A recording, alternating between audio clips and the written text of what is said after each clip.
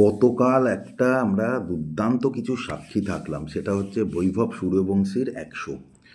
মানে একটা 14 বছরের ছেলে, 14 বছর বয়স, সেই 14 বছর বয়সে আইপিএলের ইতিহাসে দ্বিতীয় দ্রুততম সেঞ্চুরি করলো, সেকেন্ড ফাস্টেস্ট। প্রথম কে আছে? প্রথম আছে ক্রিস গেইল 30 বলে। সেকেন্ড বৈভব সূর্যবংশী, যার বয়স হচ্ছে 14 বছর। অর্থাৎ ইন্ডিয়ানদের মধ্যে যদি ফার্স্টেস্ট আইপিএল 100 কেউ করে, সেটা হচ্ছে বৈভব সূর্যবংশী। ইউসুফ পাঠান করেছিল 37 বলে। তো সেই রেকর্ডটা কিন্তু বৈভব ভেঙে দিল। মানে অসাধারণ ব্যাটিং করলো। মানে প্রথম থেকেই বৈভবের নাম নিয়ে আলোচনা হচ্ছিল। আইপিএলে যখন অকশন হয়েছিল, রাজস্থান রয়্যালস তাকে পিক করেছিল। অর্থাৎ তার ট্যালেন্ট ছিল, ট্যালেন্ট নিয়ে একটা আলোচনা কিন্তু হচ্ছিল। শেষ পর্যন্ত রাজস্থান তাকে পিক করে তাকে নেয়। প্রথম দিকে সেরকম সুযোগ পায়নি, পরের দিকে এসে তাকে সুযোগ দেওয়া হলো। প্রথম ম্যাচে 35 রান করেছিল 20 বলে, সেকেন্ড ম্যাচেও ভালো খেলেছিল। কিন্তু আজকে কিন্তু বৈভব সমস্ত কিছুকে ছাড়িয়ে গেছে। কোন টিমের এগেনস্টে? এগেনস্ট জিটি গুজরাট, যারা কিন্তু লিগের টপ ছিল। যে দলে মোহাম্মদ সিরাজের মতো বোলার আছে, যে দলে প্রসিদ্ধ কৃষ্ণার মতো বোলার আছে, যে দলে রশিদ খানের মতো বোলার আছে, তাদের এগেনস্টে 35 বলে 100 রান করলো। 35 বলে 100 রান, এবং সেই 35 বলে 100 রানের মধ্যে অলমোস্ট 90 রান, 90 রান 4 ও 6 মেরে করলো। 4 ও 6, মানে কোনো সিঙ্গলস নেই, 4 ও 6 মেরে করে দিল। মানে আউটস্ট্যান্ডিং ইনিংস, কেউ ভাবতে পারেনি। মানে আইপিএলের ইতিহাসে এরকম 100, মানে আইপিএল প্রায় 18 বছর হচ্ছে, প্রচুর ক্রিকেটার এসছে, প্রচুর ক্রিকেটার গেছে, কিন্তু সেইখানে দাঁড়িয়ে একটা 14 বছরের ছেলে যে রকমভাবে ইনিংস খেললো, আউটস্ট্যান্ডিং। রশিদ খানকে মারলো যেভাবে। করিম জান্নাত ফার্স্ট টাইম আইপিএল খেলতে এসেছে, তারা 1 ওভারে 30 রান করলো। একদম ফেয়ারলেস ক্রিকেট। প্রথম 50 করলো 17 বলে, পরের 50 করলো 18 বলে। মানে আউটস্ট্যান্ডিং ইনিংস যাকে বলে, একদম বৈভব। 14 বছর বয়স, মানে তার বয়সটা কিন্তু এখানে ম্যাটার করে। 14 বছর, একদম দুর্দান্ত ইনিংস খেলেছে। যেটা আমার বৈভবের যে গুণগুলো ভালো লেগেছে, যে গুণগুলো, এবং সেইগুলো আগে প্রথমত হ্যান্ড আর আই কোঅর্ডিনেশন, একদম ব্যাটের গ্রিপটা ধরে, হ্যান্ড আর আই কোঅর্ডিনেশন অসাধারণ, নাম্বার ওয়ান। নাম্বার টু, বোলারদের লেন্থটাও খুব তাড়াতাড়ি পিক করে নিতে পারে। অর্থাৎ একটা বোলার কোন লেন্থে বল করবে, সেটা রশিদ খান হোক, সেটা সিরাজ হোক, সেটা প্রসিদ্ধ কৃষ্ণান হোক, এই লেন্থটা কিন্তু ও খুব দ্রুত পিক করে নিতে পারে, যেটা ওর একটা বড় বড় গুণ।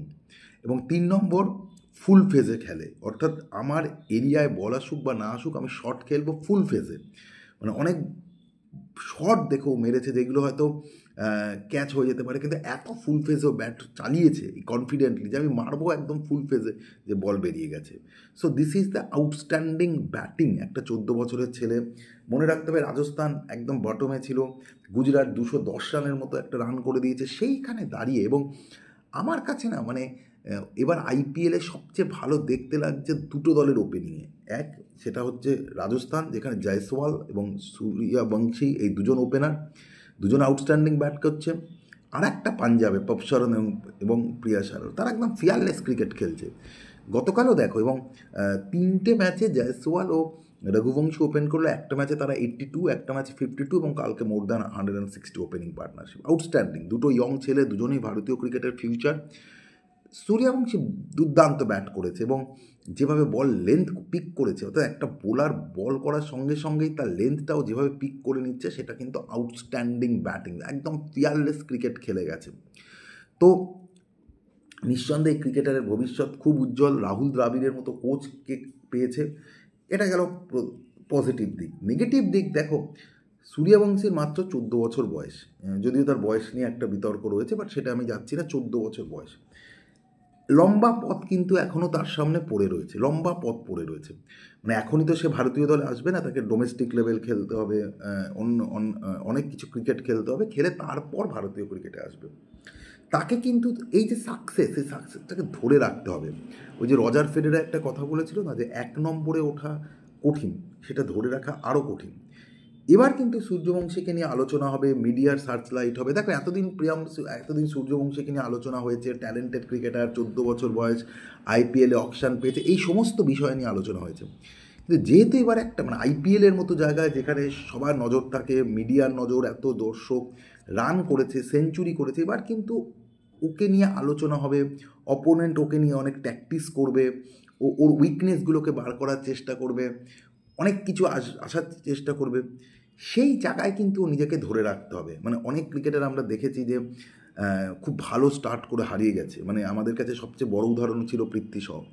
সেই জায়গাটাকে ধরে রাখতে হবে যে একটা সেঞ্চুরি সব নয়। হ্যাঁ, একটা সেঞ্চুরি করেছি, দুর্দান্ত ইনিংস খেলেছি, এখন মিডিয়া আমাকে নিয়ে আলোচনা করবে, সংবাদপত্র এগিয়ে আসবে, যেটা হয় স্বাভাবিকই।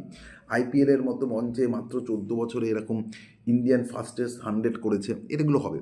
কিন্তু ওকে নিজেকে ধরে রাখতে হবে এবং ধরে রেখে লং টার্মে ক্রিকেটে ভাবতে হবে। মানে শুধু আইপিএল, শুধু টি20 ফরম্যাট না, ওর মধ্যে যে পোটেনশিয়ালিটি রয়েছে টেস্ট 50 ওভার্স, এখানেও ও জায়গা করতে পারে।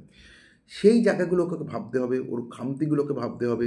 এবং এখন যেটা হবে, অপোনেন্ট ওকে নিয়ে কাটাছেঁড়া করবে, কোথায় ওর উইকনেস সেগুলোকে ধরার চেষ্টা করবে, সেগুলোকে ওভারকাম করতে হবে। সুতরাং এই যে আইপিএলের মঞ্চ, যেখানে এখন সারা দেশ ওকে নিয়ে আলোচনা করবে, সারা বিশ্ব ওকে নিয়ে আলোচনা করবে, সেই জায়গায় নিজের ফোকাসটাকে ওকে ঠিক রাখতে হবে। ফোকাসটাকে ঠিক রেখে আস্তে আস্তে স্টেপ বাই স্টেপ কিন্তু এগাতে হবে। তাহলেই কিন্তু ভবিষ্যতে আমরা আরও একজন বড় স্টার ক্রিকেটারকে পাবো। আশা করি সেটাও করতে পারবে। তার আগে আমরা এই ইনিংসটাকে এনজয় করি, সেলিব্রেট করি। ধন্যবাদ।